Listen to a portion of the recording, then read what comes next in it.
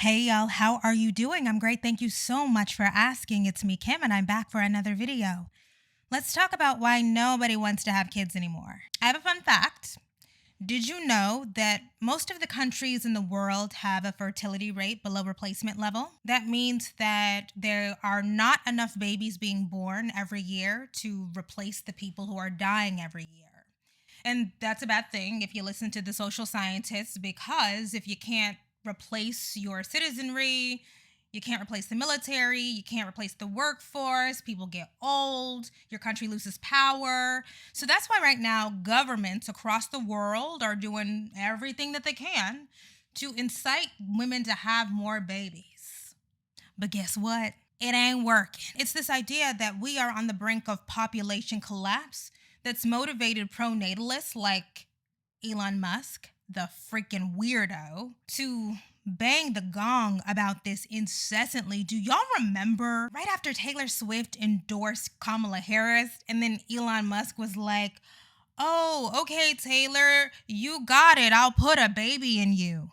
You fucking weirdo. I cannot believe that we have to be on the planet with these weirdos. If that's the face of pronatalism, kill it. Anyways, the pronatalist weirdos like Elon Musk now have the ear of Donald Trump and JD Vance. And now the Trump administration says that it wants to do whatever it can to inspire American women to have more babies. Now, I recognize that Donald J. Trump is in a bit of a pickle because MAGA consists of factions whose economic and political interests cannot be reconciled. I mean, that's the crazy part of MAGA. Now, the real question everybody has is, look, MAGA is being held together right now because of Trump. What happens when there's no Trump? Something to look forward to. Like, what do I think is happening right now with this tariff thing? It's a mix of things. So, one, Trump is in bed with the new right, like JD Vance and Josh Hawley. And they're invested in selling this dream that the United States is going to reshore this manufacturing, and that will lead to an explosion of all of these well-paying, stable jobs for white American men. And then those white American men will be able to be sole breadwinners, and then they will able to marry. And then those stay-at-home wives will be able to take care of their children, and white American masculinity will be restored. That's the dream. One of the more interesting things about young men in Gen Z are the number of men who say that they desire a full stay-at-home wife. Like, they don't want their wife or their partner to work at all. Now, I'm not saying that that's inherently wrong, because a lot of women don't want to work. Work sucks. For most people. I love my job. But I'm interested in what's motivating that. There is a thing, an ideal, a fantasy of restoring the home as the white American male's castle, his dominion where he can reign. That's their fantasy. And by the way, the trad wives are monetizing that fantasy. There are trad wives that sell that fantasy to women, and there are trad wives that sell that fantasy to men. Y'all, not the freaking reflection trying to sell me out right now. Oh my God, how embarrassing. Y'all know I'm hardcore right now on this. You gotta read history. You gotta read history train. I feel like the Trump people didn't do a good enough job going back in history and looking at the conditions that created the first and only baby boom. But guess who did? Me. I revisited Jill Lepore's These Truths, A History of the United States. By the way, good book. Very simple, easy to read, beautifully written, chronological history of the United States. If you're looking for a primer, definitely start there. In chapter 13, she talks about the post-World War II period. Right now, there are definitely echoes of that 1950s post-war culture. There was a cultural retreat from the mainstream promotion of women in the workplace and gender equality. But that retreat was not just about messaging or executive orders. That retreat was met with government investment. And that's the craziest thing about this. And that's how you know the MAGA people are so terribly conflicted, because they can't get it together. You can't do this without huge government investment. Back then, a major component of that government investment was the GI Bill. I'm sure y'all know this, but just in case you don't, FDR signed the GI Bill in 1944. It provided World War II veterans with home loans and free college tuition and jobs. That was their reward for being good white American men. Emphasis on white. Lepore notes in the book that only 20% of the Black veterans were even able to take advantage of the college tuition benefit because segregation. And a relatively small number of those veterans were able to take advantage of the housing benefits because of what? Redlining. But it really was a different time. That was before civil rights law. It was before women's lib. But I'm sure y'all can feel the vibes. There's definitely some sprinklings of conservatism wiggling their way, worming their way back into our culture. Oh yeah, no. It's not just in your head. I think we all feel it. We all see it. We're never going to go back to the sole breadwinner ideal that those new right people pedestalize. Because the major difference between 2025 and 1955, American homes in 2025 need the wife's income to sustain themselves. The majority of Black women have always contributed to the household even after they were married. Shout out to Nobel Prize winning economist Claudia Golden. That's a part of her path-breaking work. In fact, as I have said repeatedly, a lot of the stuff that we are seeing in the dating and marriage markets is about the fact that men know that they need women's money. If you ever wanted to change that, you would literally have to take this economy down to the studs. I mean, you would have to completely tear it down. Anyways, we are stuck right now in the process of the Trump administration floating out all of these ridiculous ideas about how we're going to try to get more women to drop out of the workforce and have babies, or stay in the workforce and have babies. But none of the proposals are serious policy proposals or serious proposals of investment that would make it a good bargain. I'm going to explain not just why nobody wants to have kids anymore, but I want to talk about why I don't think that birth rate is going to come back up. I don't think I've seen enough people talk about the impact of rising global wealth inequality on steering people away from desiring to bring children onto the planet. Not just here, but across the world. Yeah, I'm not just talking about having a good job or being able to afford rent. To me, the key, the linchpin, is wealth inequality that no government wants to seriously tackle. And look, I'm not Delulu. I don't think we're in an Eat the Rich moment anymore. I know Bernie and AOC are on their Eat the Rich tour. But when you look out there and see how unfair things are, not only for you as an individual, but how unfair they would be for your progeny, I genuinely think the girls are like,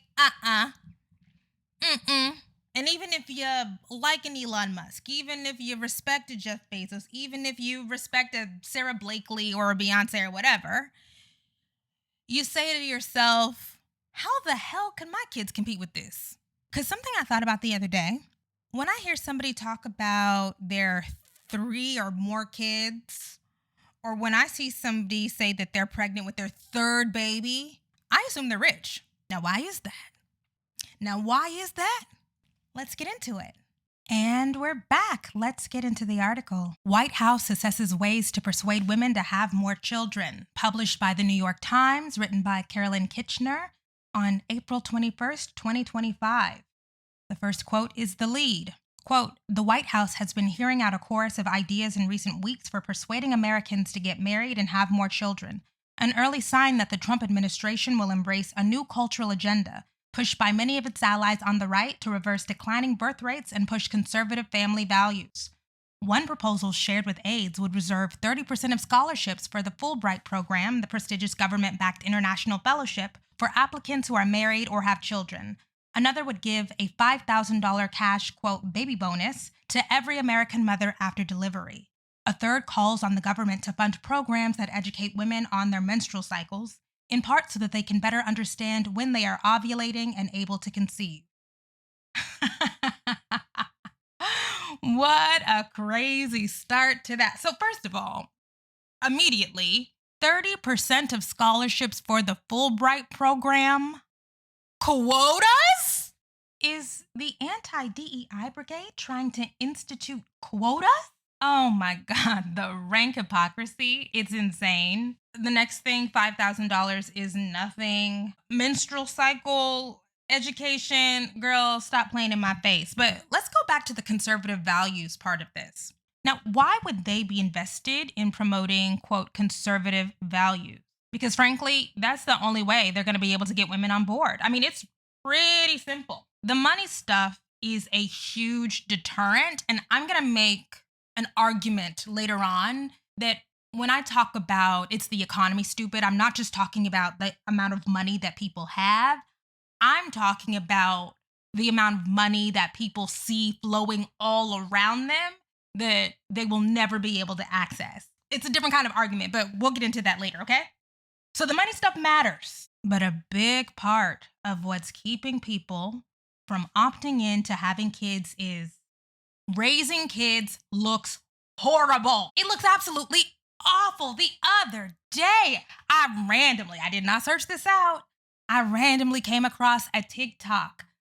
I believe it was from a psychologist talking about how unhappy having children makes people. Remember how during the Biden administration, the Surgeon General said parenting was a threat to public health? And you know what? I have this in my notes somewhere, but maybe about a month or two ago, I wrote down, the only person who appears to be having fun raising children is Savannah James. That's another thing I probably saw on Instagram, Savannah and Zuri just a bopping. And I thought, oh, now she's having a good time. But guess what Savannah James has?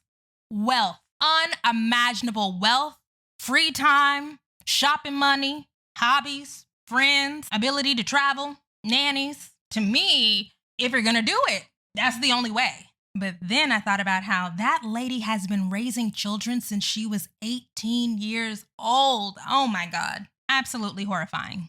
So it appears that the only way that you can get people who are not fantastically wealthy to opt into parenting is by attaching parenting to a higher calling or some kind of status. That's why they're trying to float the ideas of quotas for parents. And to dive into this just a little bit deeper, I want to return to a paper that I read some time ago, but I refer back to it often because it says some really important stuff that can inform this discussion. It's called The Puzzle of Falling U.S. Birth Rates Since the Great Recession by Kearney, Levine, and Pardue, published in the Journal of Economic Perspectives, winter 2022. If you watch me, you've probably heard me refer to this paper before. Let's start with the abstract. This paper documents a set of facts about the dramatic decline in birth rates in the United States between 2007 and 2020. And explores possible explanation. The overall reduction in the birth rate reflects decline across many groups of women, including teens, Hispanic women, and college-educated white women. The Great Recession contributed to the decline in the early part of this period, but we are unable to identify any other economic, policy, or social factor that has changed since 2007 that is responsible for much of the decline beyond that. Mechanically, the falling birth rates can be attributed to changes in birth patterns across recent cohorts of women moving through childbearing age. We conjecture that the, quote, shifting priorities of more recent cohorts, reflecting changes in preference for having children, aspirations for life, and parenting norms, may be responsible. We conclude with a brief discussion about the societal consequences for a declining birth rate and what the United States might do about it. TLDR, no single policy or economic condition, meaning unemployment, housing costs, the percentage of renters of childbearing age, contraceptive access, none of that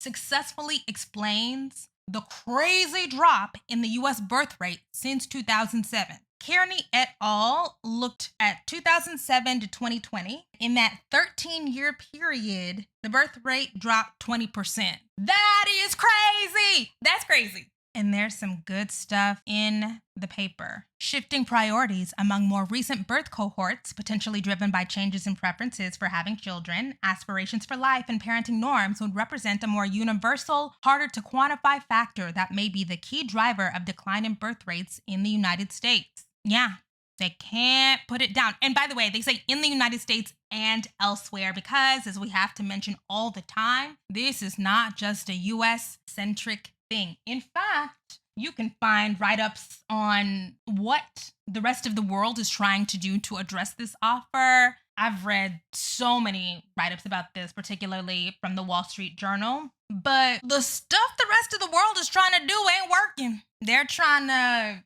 give people money hand over fist. I believe I read, and y'all correct me if I'm wrong, I believe I read that in Hungary, if you have a certain number of children, you never have to pay personal income tax for the rest of your life. That's in some Scandinavian country. Wait, I'm sorry. I gotta look it up. I gotta look at my notes. Okay, first of all, Hungary, not a Scandinavian country.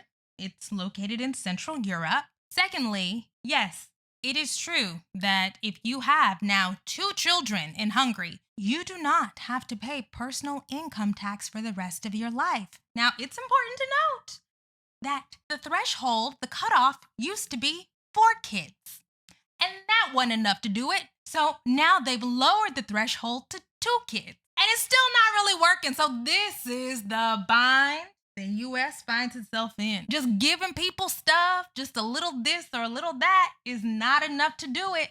The next thing from the article, parenting has become more resource and time intensive both in the United States as well as in many other high-income countries. Yes, people are looking at their children now more and more as investments.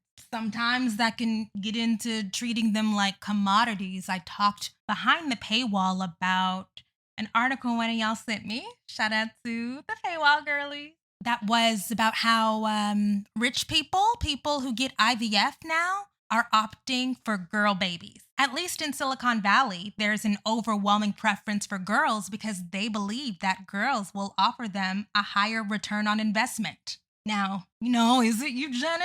A little bit. I'm not 100% justifying that because the Silicon Valley dweebs are ruining the world. Y'all just listen to what I said in that podcast. Okay, next. Changing norms regarding the intensity of parenting might change people's views toward how many children to have or whether to have them at all. Yeah, but how do you change norms? I mean, these are economists, right? So it's not their responsibility to outline, but that's the question. By the way, I will mention again, Kearney wrote a book and it was published a year or 2 ago, maybe in 2023, called The 2-Parent Privilege, where she makes the case for all these single parent households are real bad for kids, and we need to go back to the norm of people getting married before they have children. But whenever I've heard her talk about it, I have not heard her connect the reason why there are so many more single parent households now to the reason so many people are opting out of having children. Oh my God, this is the 13th tangent of the day, but Kimberly's just overflowing with information. I have to share it. Okay. Generally, when people talk about the increase in the out-of-wedlock birth rate, they don't really dive into the fact that the baby boom was an anomaly in U.S. history. Okay, that's why we always refer to it. The boomer cohort is so freaking big. That's why they can wield all of this power. They were able to effectively, because of their size, lobby to get all of these government benefits that set them up for the rest of their lives, okay? But since then, the U.S. birth rate has been steadily decreasing. If you look at the charts, there's little blips here and there, but there is an overall downward trend.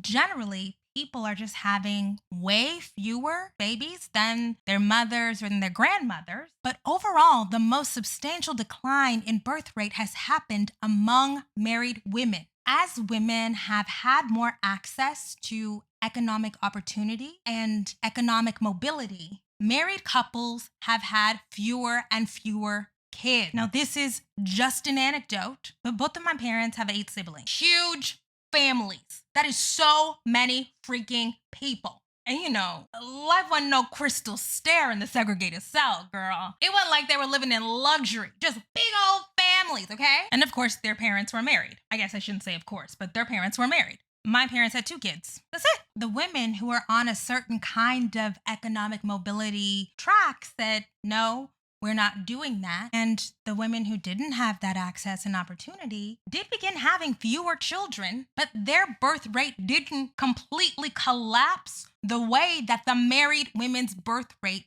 collapsed. The quote, out of wedlock birth rate conversation is so layered and complex. We don't even have time to do that now. Scratching beneath the surface and reading robust analyses reveal that this conversation about the quote, out of wedlock birth rate is so rooted in anti-Blackness and misogynoir. Oh my gosh. Do you know what we don't talk about? How the out of wedlock birth rate for white women over the past 3 decades has increased at 3 times the rate of the out of wedlock birth rate for Black women. And that, of course, corresponds to the deindustrialization that JD Vance and them love to talk about. Girl, I'm sorry, we got to get back on track. This video gonna be 90 minutes long. Back to the great puzzle of falling U.S. birth rates. Kearney et al. Write, quote, even in Scandinavian countries, specifically with their especially generous system of public support, the total fertility rate is lower than in the United States. Okay. So here's what I think they're missing. What Kearney et al. Do not talk about is wealth inequality. I believe, and I'm open to being proven wrong, I believe that the issue is not just people's individual financial situation or the larger macroeconomic conditions like GDP or the unemployment rate. I believe that the issue is way, way, way down deep at the roots of the global economic system. All right, we're going to get to that, but wait for it. Before we go there, we're going to go to analysis from a Substack I love from another economist. Her name is Catherine Ann Edwards. Her Substack is Kedits, Kedits. While wealth inequality has taken off all over the world, there are some things very specific to the United States that make this a horrific place to give birth and try to raise children. She underscores in the piece called Marry Rich, that's the Republican Plan for Moms, published December 11th, 2024, that in the United States, you can have a baby, but chances are you're not going to get a whole lot of support. Labor policies, horrible. Access to health care, horrible. Access to child care, horrible. Overall affordability, horrible. I just saved another Instagram reel about how the affordability crisis has spiraled out of control. People love to do the thing where they compare what $100,000 would have bought you in 1995 versus what it gets you in 2025. Every time I see that stuff, I am horrified. We have this idea of $100,000 is the mythical magic number to financial freedom because at one point you could be doing real good if you brought in $100K. Now, $100,000 is still more money than the vast majority of workers in the United States. Like, let's never forget that, okay? There's never going to be a time when $100,000 doesn't put you at the top of the income scale, but it doesn't go nearly as far as it went 20 years ago or 30 years ago. How crazy is it that you can do everything, quote unquote, right, or be a lucky person who gets a job or creates a career where you bring in $100,000 a year and you're not guaranteed a lick of comfort, not one. So Edwards says, quote, the probability of dying during pregnancy or soon after childbirth has increased every year for the past 20, soaring in the first 2 years of the pandemic. This is something that needs to be addressed, or it needs to be addressed, but we know the Republicans are never going to address it because they don't actually care about women or women's health. That's why they have defunded so many scientific and medical studies that pertain directly to women and women's health, because that's DEI. What people don't seem to understand, and by people I do mean the Republicans, is how unattractive you make getting pregnant once you criminalize abortion. Because abortion is what? Healthcare. ShopKNF.com. Get the merch. But yes, we know now, after how many months of talking about this, that legalized abortion is essential to ensuring the health and safety of pregnant mothers. Because who knows what's going to happen? And your doctor needs to be able to make decisions on the fly about doing whatever they need to do in case something goes wrong with your pregnancy. Another clip I saw go viral was a woman, I can't remember where she was, maybe it was Idaho or something like that, whose baby had died or was dying. And because abortion was illegal, she had to wait. She had to wait it out until she was basically on the brink of death. And the right wingers are like, oh, you guys are just fear mongering. Girl, I just saw it. I just saw it on the internet. It's a thing. And if you have a uterus, you know it's a thing. In a post-Roe United States, getting pregnant means you gotta be prepared to die in case something goes wrong. My next quote from Catherine Ann Edwards. For all their struggles, women who have children in the U.S. are perceived by the labor market as less competent and experience a 20 to 30% average reduction in lifetime earnings. Lifetime. They'll never recover. Now, connect this to what I said in my last video about how there are many women who love their careers, many very ambitious mothers on rigorous traditional career tracks who aren't enthusiastic to exit the workforce just because they have a baby, because they recognize if they take that time off, they probably won't ever get back on track. My partner at one point in his career worked for a tech company, and that company had a program designed to get women with technical experience back into the field. Because like I said, like once you take some time off, it can be a huge barrier to try to get your way back in there. So he worked for this company that had a program that said, no, we are going to be intentional about reaching out to those women and getting them back in, reintegrating them back into this work. Because generally the leave that they take was because of childbirth. And by the way, that sounds amazing. Wouldn't it be great if there was a name for programs that helped some qualified women, and again, qualified women, secure great, stable employment that they enjoyed after they had children? Wouldn't it be crazy if there was a name for that? What would we call it? Diversity something. I'm not sure. Anyways, the program ultimately wasn't deemed successful because it takes a lot more than what they anticipated to bring women back. You can offer them the job, but to get them fully situated, back on the right track, and to keep them there is not just about individual companies offering jobs and flexibility, though individual companies should offer jobs and flexibility. Like I said, some mothers want to work, most mothers need to work, unless everything, and I mean everything about society changes in order to facilitate that. That's just not, it's not looking great for the birth rates, girl. Oh, and by the way, what I just described is a major component of the question of, well, if women get more degrees, why do they earn less? Because they take care of families, because they have children. They are locked out of management and leadership positions. Women do sometimes choose to go into less well-paying fields, but often those less paying fields offer the kinds of flexibility that you need if you're gonna do what? Take care of your family or take care of your children. But back to this inequality issue. I just saw Democratic Party strategist and pollster Doug Sosnick say people in the United States believe that the economy is rigged. They think that we live in a winner-take-all system. That creates a whole lot of pessimism. And by the way, those people are not paranoid.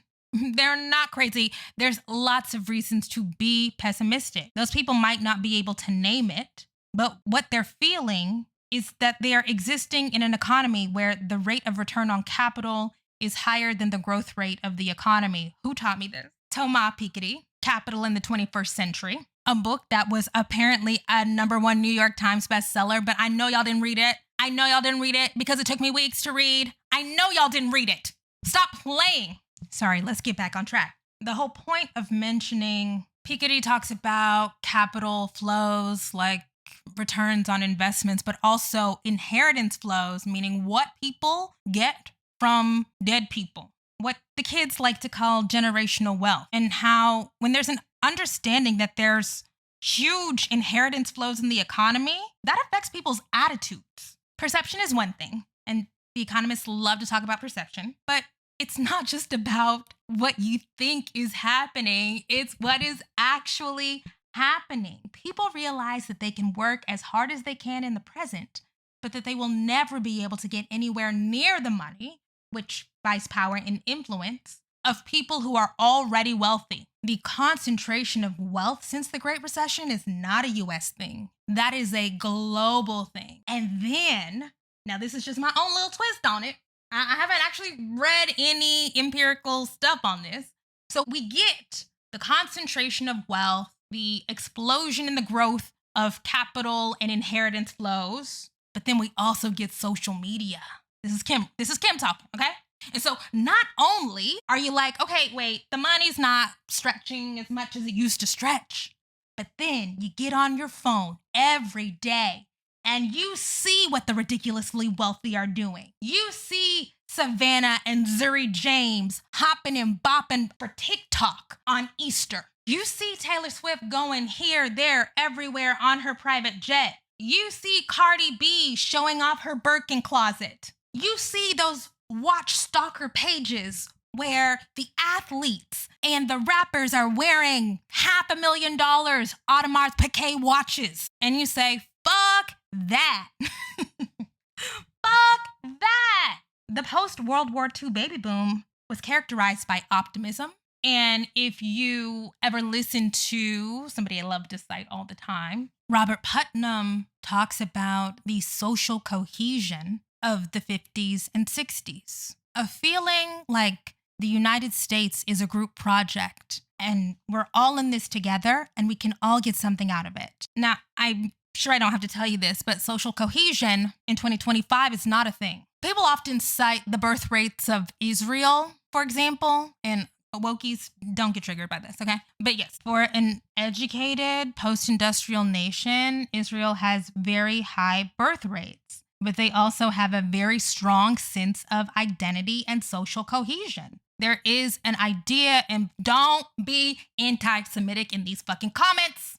You can talk about Gaza, but don't be anti-Semitic. I'm telling y'all right now. But there is an idea among the Israeli populace that having children is contributing to a national mission, and the Israeli government supports that mission. That is what I mean when I say it's the economy, stupid. Somebody called me out on this, and you're absolutely right. It's not just about the money that people have in their pockets. It's something much bigger than that. Oh, wait, we got to get back to the New York Times article. Let's get back to the article, okay? I just have a couple more highlights.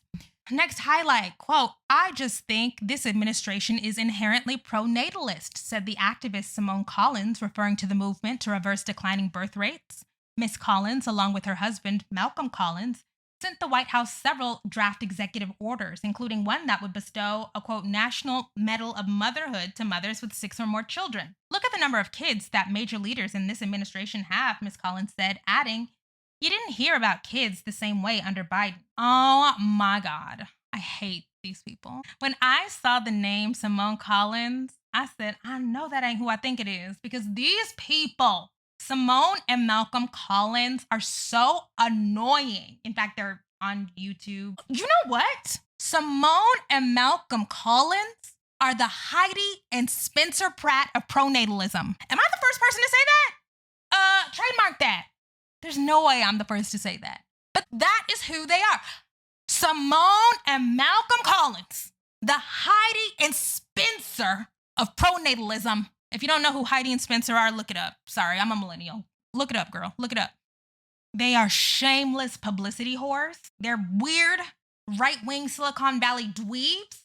They're Peter Thiel acolyte. And that's why you cannot just go with whatever they say with regard to child rearing, because those people are the people who think that their kids are the kids that deserve to rule and lord over your kids. The fact that they had her as an exemplar of this movement and their ethos, it's the exact kind of inequality that I definitely believe is suppressing birth rates. Here is a primer on Malcolm Collins. This is from Perplexity, by the way. Malcolm Collins comes from a historically wealthy family in Dallas, Texas. He is the great-grandson of Carr Collins Sr., founder of the Fidelity Union Life Insurance Company, and the grandson of James M. Collins, a notable businessman and politician in Dallas. However, Malcolm has described his family's wealth as largely dissipated by the time he reached adulthood.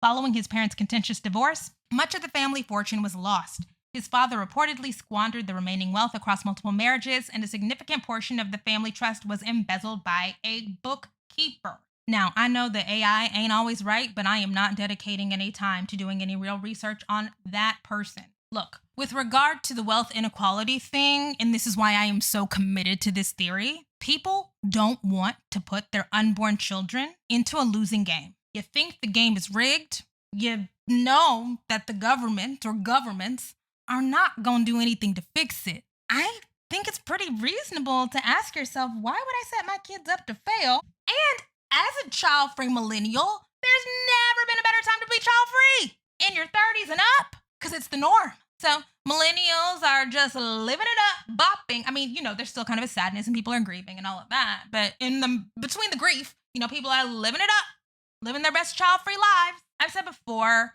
that as quality of life deteriorates, a lot of people are saying, look, if I can't be absolutely sure that my children are going to live a better life than I did, I'm not doing it. All right, let's close this out. Last quote. Some within the administration and on Capitol Hill are interested in more sweeping legislative ideas for reversing declining birth rates. Several lawmakers are exploring legislation to offer new parents a, quote, baby bonus, a one-time payment of a few $1,000s to the mother of the child, to be issued soon after her delivery, according to people familiar with the discussions. The, quote, baby bonus could also take the form of a young child or newborn supplement to the existing child tax credit. Now, this feels like a remix or a ripoff of who came up with the idea of baby bonds? Is that Derek Hamilton? Or is it Sandy Darity? Or is it Darity and Hamilton? They're Black economists. Baby bonds are an idea put forward to help eliminate the racial wealth gap. Of course, the Republicans would never take that seriously. But yeah, the baby bonus is to incentivize people to give birth. Let me just tell y'all, $5,000. You gotta be fucking kidding me with that. That's nothing. If you are the type of person that says, I want to be sure, absolutely sure, 100% certain that if I bring a kid onto this planet, that they're gonna have a better life than I did, $5,000 ain't shit. What are you talking about? Absolutely not. So this is the big problem. If we look back to this anomalous period in U.S. history, the baby boom era, that was facilitated by government investment. The GI Bill signed by FDR in 1944 facilitated growth of the middle class and prosperity. Think about how much money the U.S. government would have to invest in order to reverse the birth rate. $5K? Girl, get out of here. Get out. Even $5K a year is iffy. The number would be astronomical, and public investment in individuals just does not align with where we see the Republican Party. And it doesn't align with what we see the Trump administration doing. That's what's so crazy. Y'all trying to float $5,000? Where the money gonna come from? Because y'all are also trying to cut taxes for the rich in an inflationary environment where you've completely destroyed the U.S. and global, honestly, economic order. That's not to say, I'm not simping or standing for the global economic order.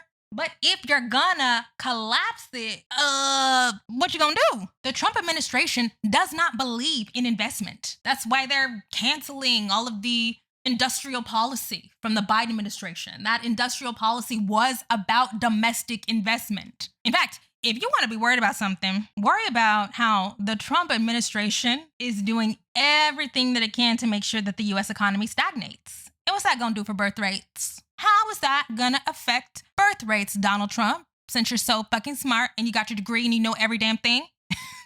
I mean, look at the tariffs. Look at Trump threatening Jerome Powell, threatening Fed independence, and then having to walk it back. But in his mind, he wants to fire Jerome Powell so bad. Jerome Powell is the chair of the Federal Reserve, the central bank. Central bank independence is essential to a stable economy. Look at what the Trump administration is doing with regard to divestment from public works, divestment from scientific and medical research. I can never mention that enough because that is a game changer. To me, defunding science and medical research is one of the worst things that the Trump administration has done. I can't remember if I've gone off over here about this, but there are trials that have been halted that you can't just start over. There's testing and research that have been going on for years that have been halted that you can't just pick back up in 6 months or next year. stuff that could save people's lives, cancer, diabetes, chronic illness. They're